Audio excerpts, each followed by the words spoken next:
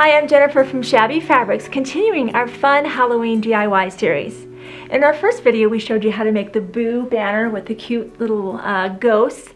And today we'll be showing you how to make these fabric pumpkins. And you can even personalize them with your family's last name, their initial, using shabby shapes, exclusively available from Shabby Fabrics. Now we'll be making the large pumpkin together, but we also have the small and the medium pumpkins available as well. Instructions for what size to cut the fabrics will be available on the free download on the home page on the bottom of shabbyfabrics.com website. So let's get started on how to make these cute pumpkins. They go together in nothing flat. So you'll want, of course, a nice, beautiful orange. We picked this one from Mind Your Mummy by Maywood Studio. Kim Christopherson is the designer, wonderful lady, friend of mine, and I just love this fabric collection. I love the vibrancy.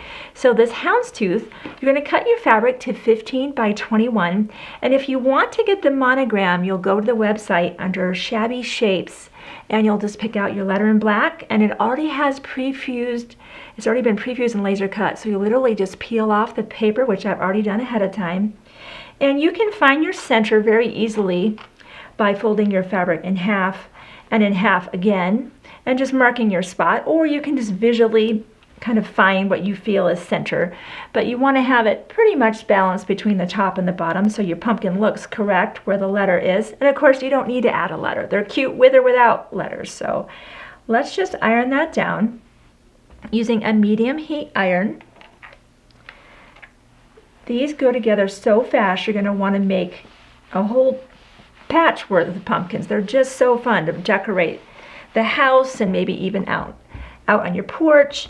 So once that's down, now you can definitely stitch that down if you'd like. But because I'm not going to be washing this, I don't feel there's a need to take the time to stitch it down. So we're going to skip that step today. Next thing will be to bring, this is the short, I'm going to refer to this as the short side, and that's going to be the long side. Let's bring the short sides together. We'll take this to the sewing machine and we're just going to sew the 1/4 of an inch. And when I come back, I'll take it to the next step.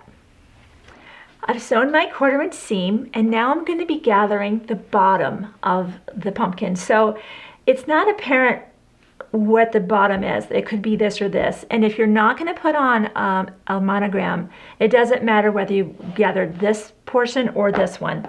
But because I did, I'm going to look inside and make sure that I want to gather, if that's the top of the letter, make sure you gather the side that's on the bottom of the letter. We did that, we just gathered one and it ended up being upside down. So learn from us so you don't make the same mistake.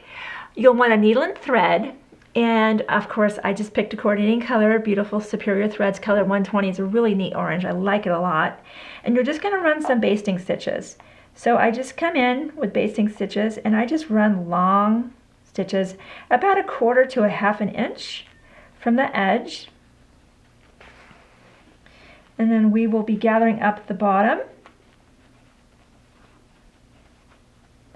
And I want to show you how to do that. So if you've never ran basting stitches, don't worry, there's nothing really to them. They're very easy. Okay, so we can pull that out. Now what I like to do is I like to go ahead and clip that thread so I don't have the needle anymore because I don't want to poke myself. So now I'm just going to gather up, just kind of scoot everything along the thread.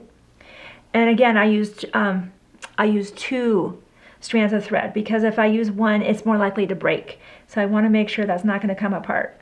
So put in a couple knots, just like that, and we'll go ahead and trim our threads. And now we'll just turn everything right side out. It's already cute. And make sure our letter's correct. Now let's say that you messed that up. Not a big deal. Turn it back, break your thread, and then just gather the other side. So all is not lost. That's what we ended up doing when we did ours upside down, so no big deal. So now you want to make sure it's kind of smoothed out. And now you'll go and grab some polyfill and you're going to fill this up. So what I recommend is you kind of grab a handful and get it in there and kind of establish your bottom. And then you kind of just keep adding handfuls. Now you're going to want to fill it really full so that it's not flopping over. So you're going to fill it to within about 1 inch of the top, pretty packed in there. So when I come back, my pumpkin will be completely stuffed within 1 inch of the top, and we'll go to the next step. So now that I've stuffed my pumpkin within 1 inch of the top, we'll go ahead and gather the top just like we did on the bottom. It's gathered here and it's gathered again here. So I have, again, 2 strands of thread, and we'll just be running those long basting stitches again. And we'll pull that all up. And I'll show you how to make the stem and finish up your pumpkins.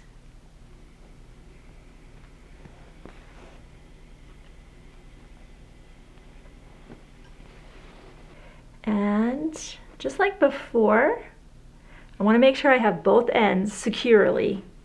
Once I know I do, I'll go ahead and cut that needle off there so I don't poke myself, because I definitely have done that, and then I've got blood all over my project, and that's not helpful.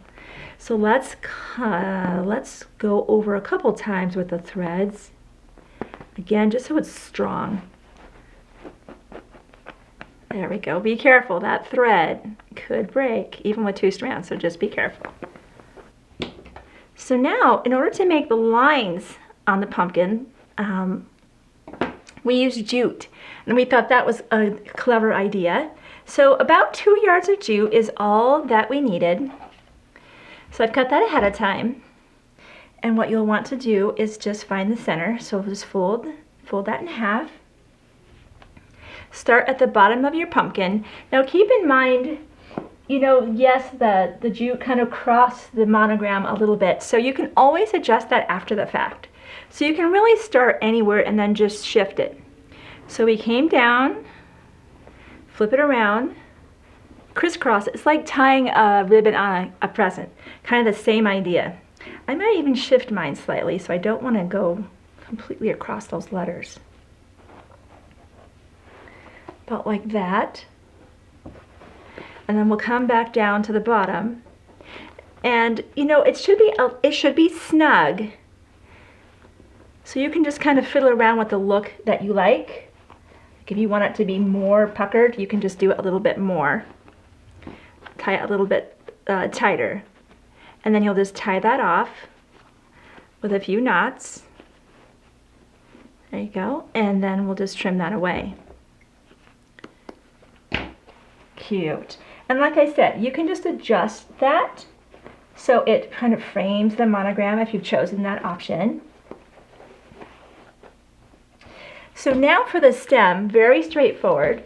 The shape for the stem will be available on the free download section on the home page. So you'll want to just trace that out on the wrong side of your fabric, and you only need to trace it once. You just double that over. You can even go ahead and stitch right directly on that line. Trim 1/8 of an inch away if you don't want to have a lot of bulk, and then you'll turn that right side out and stuff that. And I've done that ahead of time just to save us a little bit of time. Now you've got an option here. You could sew that on with needle and thread, or you can just use a hot glue gun. I've opted for the hot glue gun today, and I'm just going to tuck those edges in. And you can even put a little bit of glue in there if you'd like, just to help keep those tucked in. So you can just see, you kind of fiddle with that. You'll just glue that into place, and then you'll tie the fabric ribbon around the base just to add a little bit of a green accent. So I hope you enjoyed this video on how to make fabric pumpkins from Shabby Fabrics.